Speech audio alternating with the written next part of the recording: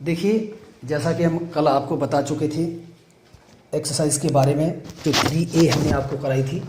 आज एक्सरसाइज हम 3B आपको कराएंगे, लेकिन उससे पहले हम आपको इसके नियम बता रहे हैं कि आखिर में किस प्रकार के प्रश्न इस एक्सरसाइज में दिए गए हैं। और ये चीज़ बताने से पहले आपको बता देना चाहते हैं, चैनल अभी आपने सब्सक्राइब नहीं किया है तो आप इसे सब्सक्राइब कर लें, लाइक करें, कमेंट करें और शेयर करें। तो देखिए, ध्यान देते हैं हम आखिर में 3B एक्सरसाइज में जो मैट्रिक्स की चल रही थी, यानी ये हमारा तीसरा लेक्चर है मैट्रिक्स का, जिसमें 3B एक्सरसाइज पे थोड़ा फोकस किया जा रहा है। तो इसमें देखिए किस प्रकार के प्रश्न रहेंगे और क्या क्या इसमें सूत्रों का उपयोग किया जाएगा। तो देखिए, यहाँ पर आता है सबसे पहले आव्यूहों में 3B में कि आव्यूहों को जोड़ना, ठीक है, आव्यूहों का योग, आव्यूहों का योग। तो किस प्रकार से जोड़ा जाएगा ये आपको एक उदाहरण के देकर हम समझा रहे हैं कि देखिए, पहले तो ये है कि एक ही क्रम के होने चाहिए दोनों आव्यूह, तभी उनको जोड़ा जा सकता है। क्रम का मतलब आप जानते हैं, जैसा कि हमने पहली वीडियो में जो दूसरी वाली वीडियो थी उसमें बता दिया है, कोई किसी भी आव्यूह का क्रम या कोटि क्या होता है, यानी उसके स्तंभों की संख्या और उसकी पंक्तियों की संख्या। पहले पंक्तियों को लिख देते हैं, उसके बाद स्तंभों को गुणा करके लिख देते हैं। तो इस प्रकार से जो एक संख्या निकल के आती है या एक क्रम निकल के आता है, उसी को हम क्या कहते हैं, आव्यूह क्रम या कोटि कहते हैं। तो एक ही क्रम की होनी चाहिए, अर्थात जैसे यदि कोई आव्यूह 2/3 का है तो दूसरा आव्यूह भी 2/3 का होना चाहिए, जिसे हम जोड़ रहे हैं। तो देखिए, जैसे कि उदाहरण लेके बताते हैं कि आपका आव्यूह एक दे रखा है a बराबर 1 3 5 6 और दूसरा आव्यूह आपका दिया गया है वो क्या है 1 0 -1 और -2। अब क्योंकि इनको हमें जोड़ना है, a + b करना है, तो देखिए क्या करेंगे, पहले सबसे पहले पहला वाला आव्यूह लिखेंगे, उसके बाद दूसरा वाला आव्यूह लिखेंगे, अर्थात 1 3 5 6 1 -1 0 -2। अब इनको जोड़ें किस तरीके से, तो देखिए पहला जो एलिमेंट है वो पहले एलिमेंट से जोड़ा जाएगा, दूसरा एलिमेंट दूसरे से जोड़ा जाएगा, तीसरा एलिमेंट तीसरे से, चौथा एलिमेंट चौथा से। तो इस प्रकार से इनका जोड़ना होता है। अब वो किस तरीके से देखिए, ध्यान दीजिए, यानी 1 + 1 करेंगे, 1 + 1, 3 + 0 करेंगे, 3 + 0 और 5, ये आपका माइनस लगा हुआ है तो 5, और ये प्लस के आगे माइनस लगाना है तो वो माइनस चिन्ह हो जाएगा, यानी -1, और 6 - 2 ये हो जाएगा, यानी जो निकल के आएगा आपका वो हो जाएगा 2 3 4 और 4। ये इसका योग कहलाएगा दो आव्यूहों का। इसी प्रकार से हम किसी भी आव्यूह का योग निकाल सकते हैं, बशर्ते उसके दोनों के जो क्रम है यानी कोटि है दोनों कैसी होनी चाहिए, समान होनी चाहिए। यानी ये 2/2 का है तो ये भी 2/2 का है, तभी इनको जोड़ा जा सकता है। यदि ये हमारा जो आव्यूह इसका कुछ क्रम चेंज हो जाता है यहाँ से कि 2/3 कर दिया जाता, वहाँ पर इसका योग हम नहीं निकाल सकते थे। तो ये तो आपका रहा योग। अब योग के कुछ नियम हैं, वो नियम किस प्रकार से हैं उन्हें ध्यान दीजिए। तो योग का जो नियम आते हैं वो कौन से उपयोग किए जा सकते हैं वो देखिए। नंबर 1 आता है जिसको हम कहते हैं आव्यूहों के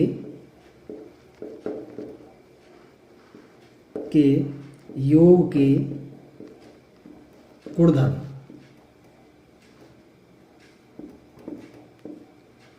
तो देखिए क्या है इसके गुणधर्म। नंबर 1 आता है जिसको हम कहते हैं क्रम विनिमेय, क्रम विनिमेय। तो क्रम विनिमेय नियम क्या है, जैसे आपके पास कोई दो आव्यूह हैं तो इनका मतलब है कि a + b करने पर जो प्राप्त होता है वही हमें b + a करने पर भी प्राप्त होना चाहिए। तो ये नियम आपका क्या कहलाता है, क्रम विनिमेय कहलाता है। दूसरे नंबर का आता है उसको हम कहते हैं साहचर्य नियम, साहचर्य नियम। तो साहचर्य नियम क्या है कि यहाँ पर हमारे 2 आव्यूह थे, लेकिन साहचर्य में कितने हो जाते हैं, 3 आव्यूह हो जाते हैं। तो a + b + c का जो मान है a + b + c के बराबर होना चाहिए। इसको करने का तरीका क्या रहेगा, सबसे पहले इसमें b + c को जोड़ेंगे, यानी b और c को जोड़ेंगे, उसके बाद ए के साथ इस पूरे योग को जोड़ देंगे। यहाँ पर क्या करेंगे, सबसे पहले ए और बी को जोड़ेंगे, उसके बाद जो निकल के आएगा उसे सी के साथ जोड़ देंगे। तो इस कंडीशन में ये दोनों बराबर आने चाहिए। ये आपका योग का साहचर्य नियम कहलाता है। तीसरा आता है जिसे हम कहते हैं योज्य तत्समक। योज्य तत्समक यानी योग का उल्टा, सॉरी आइडेंटिटी। योग की आइडेंटिटी क्या है, तत्समक मतलब आइडेंटिटी। तो हम जानते हैं कि ए कोई आव्यूह है, उसमें 0 ये ओ लिखा हुआ है। ओ क्या है, कोई नल मैट्रिक्स है। तो 0 प्लस ए का मान इस ए के बराबर होना चाहिए। यह आपका क्या कहलाता है, योग का तत्समक यानी योग की इकाई कहलाता है। अब यहाँ पर जो फोर्थ वन आता है इसका गुणधर्म, चौथा नंबर का, तो वो क्या है, योज्य व्युत्क्रम। योज्य व्युत्क्रम तो योग का उल्टा आप जानते हैं, जैसा कि योग का उल्टा क्या होता है, माइनस होता है। तो यहाँ a प्लस माइनस ए कर देने से, यानी माइनस का गुणा करेंगे इस पूरे मैट्रिक्स में, उसके बाद जोड़ेंगे तो इसका जो मान हमें क्या प्राप्त होना चाहिए, ओ, अर्थात एक नल मैट्रिक्स प्राप्त होना चाहिए। इसके बाद पांचवा नियम है, उसे कहते हैं निरसन नियम। तो निरसन नियम क्या है, उसमें क्या होता है, इसमें आपको 2 मैट्रिक्स दे रखे, 3 मैट्रिक्स होते हैं। तो जहाँ पर a प्लस बी का जो वैल्यू b प्लस सी के बराबर हो जाए, तो वहाँ पर क्या होना चाहिए कि a का जो वैल्यू है वो c के बराबर निकल के आना चाहिए। तो ये आपका क्या कहलाता है, निरसन नियम कहलाता है। तो ये तो आव्यूह के योग से संबंधित कुछ नियम थे, उनके गुणधर्म थे। तो अब इसके बाद जो आता है वो है आपका आव्यूहों का अंतर।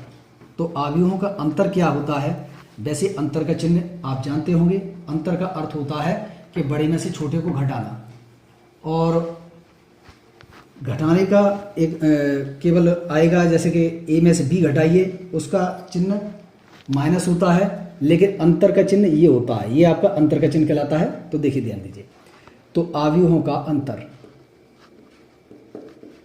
आव्यूहों का अंतर।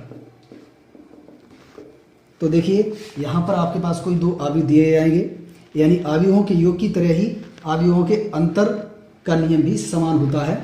तो देखिए कैसे है, जैसे कि उदाहरण के लेके चलेंगे हम। एग्जाम्पल एक, ए बराबर दे रखा है कोई आव्यूह आपका 1 2 3 2 3 1, और आव्यूह बी का जो मान दे रखा है वो है आपका 3 -1 3 -1 0 2।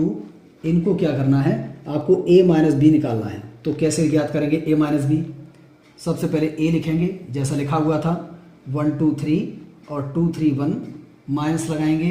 इसके बाद हम इसे लिखेंगे, यानी 3 -1 3 -1 0 2, ये लिख दिया। अब घटाने का तरीका क्या होगा, माइनस का इन सब में गुणा कर दिया जाए सभी एलिमेंटों के सामने। तो क्या निकल के आएगा, यानी 1 - 3 2 माइनस और माइनस ये प्लस हो जाएगा, यानी 2 + 1 और 3 - 3, और इसी तरीके 2 माइनस माइनस प्लस 1 हो जाएगा ये, और 3 - 0 0 में तो कोई फर्क पड़ता नहीं है, 1 - 2 ये निकल के आ गया, यानी कि कितना -2 3 0 3 3 और -1। तो इस तरीके से हम 2 आव्यूहों का अंतर ज्ञात कर सकते हैं बहुत आसानी से। तो अब यहाँ पर आव्यूहों का किसी अदिश से हम गुणा करना सिखाएंगे किसी आव्यूह में।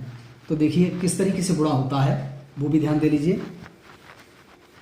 जैसे आपके पास कोई एक आव्यूह दे रखा है, आव्यूह आपका दिया गया है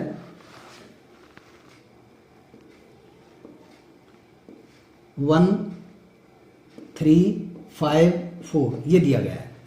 अब इसमें हमें मल्टीप्लाई करना है 3 का, 3a करना है।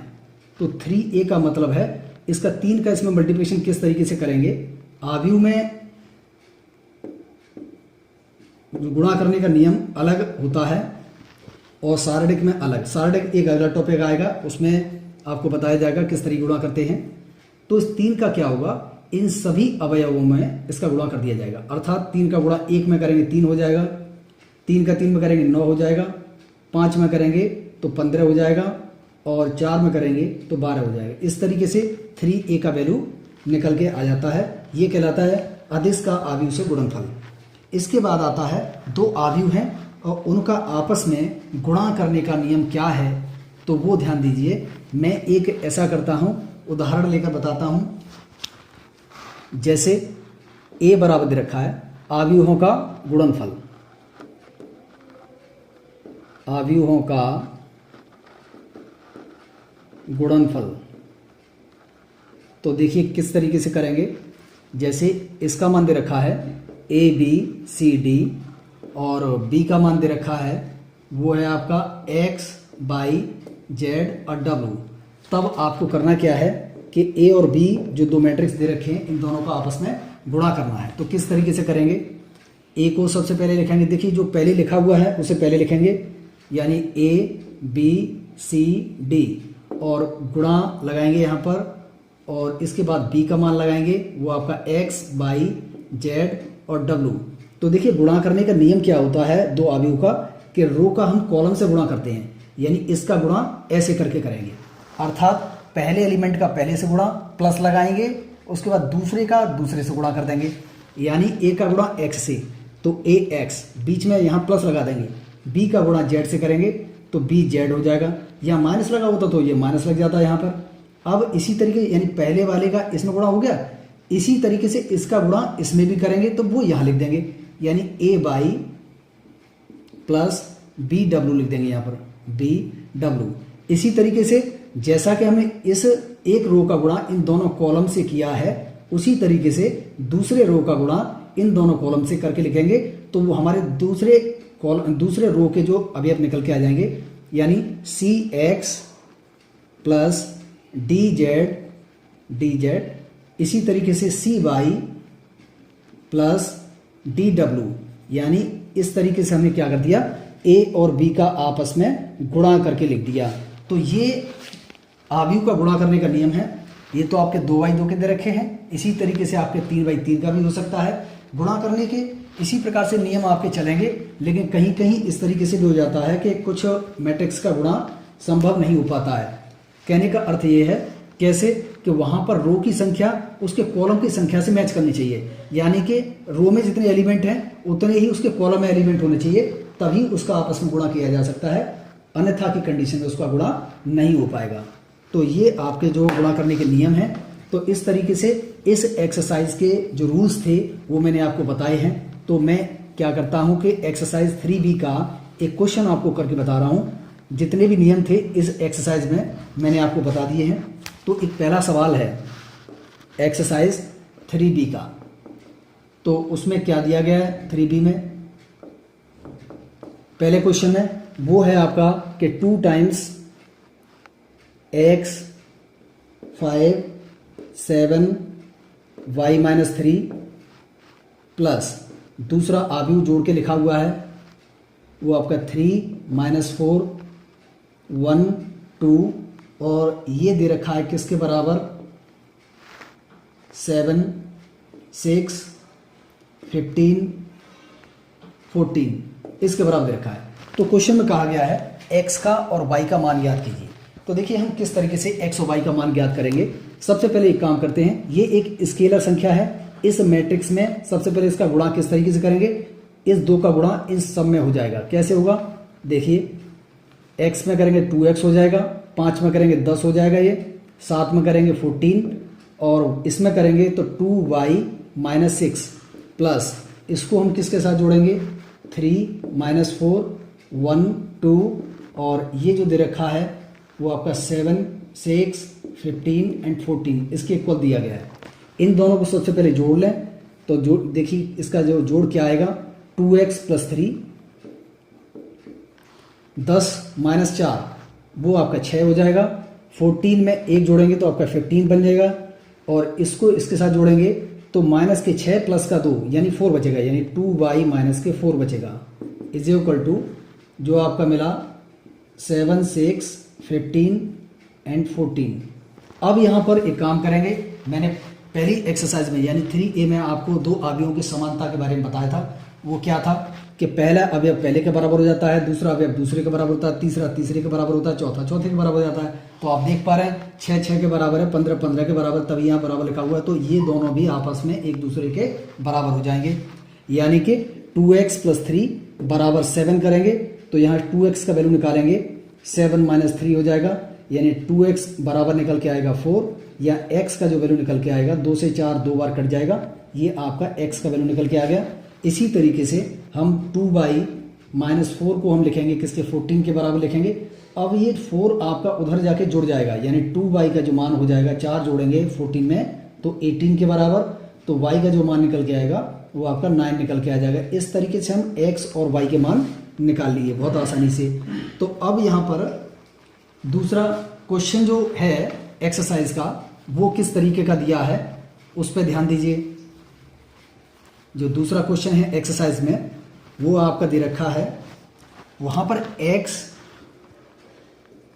x y z और t ये 4 वेरिएबल्स आपको फाइंड करने हैं। तो किस तरीके से है, 2 times x z y t ये दे रखा है, प्लस 3 × 1 -1 0 2 और इज इक्वल टू 3 टाइम्स और 3 5 4 6 इसके इक्वल दिया गया है। अब इसमें एक काम करेंगे, 2 का इसमें मल्टीप्लिकेशन करेंगे, तो जैसा हम पीछे भी किए हैं, यानी 2x 2z 2y 2t, और 3 का इसमें मल्टीप्लिकेशन करेंगे, 3 - 3 0 6, इसमें भी आप 3 का मल्टीप्लाई करेंगे तो देखिए 3 का मल्टीप्लिकेशन करने से कितना होगा, ये 9, ये 15, ये आपका 12 और ये 18। अब इन दोनों को ऐड कर लें यानी जोड़ लें, तो जोड़ने पर क्या बनेगा, 2x + 3 2z - 3 2y + 0 और 2t + 6 इज इक्वल टू 9 15 12 18। अब यहाँ तो इसकी तुलना कर दें, 2x + 3 बराबर 9, यानी 2x + 3 is equal to 9। 2x का जो वैल्यू मिलेगा इसमें से 9 में से 3 घटाएंगे तो आपका 6 बचेगा। x का जो मान निकलेगा 2 से 6 आपका 3 बार कट जाता है, इस तरीके से x निकल के आ गया। और 2z - 3 इज इक्वल टू 15 के बराबर है, 2z बराबर हो जाएगा यहाँ से 15 और ये 3 जाके उधर प्लस हो जाएगा तो 18 बन जाएगा। तो z का मान निकल के आएगा 9, 2 से काटेंगे से तो 9 टाइम्स कटेगा। इसी तरीके से 2y बराबर, क्योंकि 0 को ऐड करेंगे तो कोई फर्क पड़ेगा नहीं इस पर, तो ये 12 के बराबर है, तो y बराबर ये आपका 6 हो जाएगा। ऐसे ही लास्ट आपका 2t + 6, यानी 2t + 6 बराबर आपका 18 के बराबर है। तो 2t का जो वैल्यू निकालेंगे तो 18 - 6 यानी 12 बचेगा, या t का वैल्यू निकालेंगे तो ये आपका 6 के बराबर हो जाएगा। सॉरी 2t बराबर 12 था और t बराबर यहाँ 6 आ गया। इस तरीके क्वेश्चन नंबर आपका ये 2 कम्प्लीटली हो गया है। इसी तरीके से आप क्वेश्चन नंबर 3 करेंगे और 4th भी इसी तरीके का है एक्सरसाइज में। इसकी एक्सरसाइज का एक जो है फोटो हम आपको उसमें उपलब्ध करा देंगे, वीडियो में दे देंगे। अब यहाँ पर जो अगला क्वेश्चन है 5th वाला, वो उसमें पूछा गया है कि 2 अवयवों को जोड़ना और घटाना किस तरीके से। तो जैसा कि मैंने स्टार्टिंग में आपको बता दिया था, बहुत अच्छी तरह से अवयव जोड़ना घटाना उसी तरीके से आसानी से निकाल सकते हैं। 5वें क्वेश्चन में भी आपको घटाने का ही है, एक स्केलर से पहले मल्टीप्लिकेशन करना है, तब 2 अवयवों को आपस में घटाना है।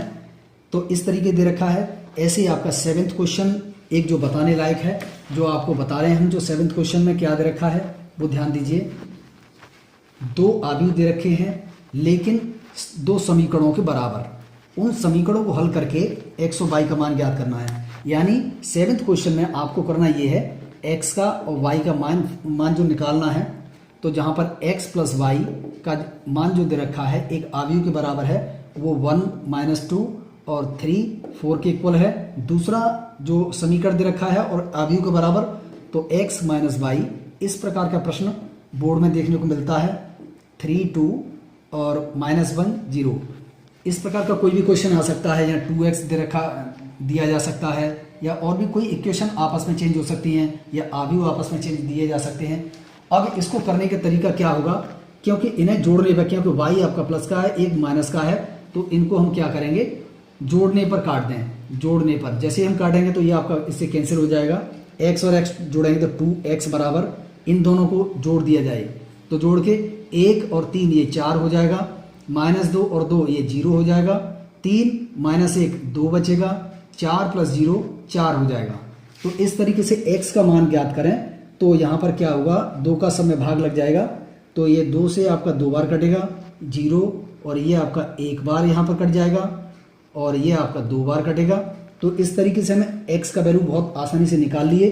अब एक काम कर देते हैं, x का मान इसे समीकरण 1 डाल दीजिए, इसे समीकरण 2 डाल दीजिए। x का मान समीकरण 1 में रखने पर, x का मान समीकरण 1 में रखने पर, समीकरण 1 में जैसे ही हम रखेंगे तो क्या मिलेगा, x + y बराबर 1 - 2 3 4।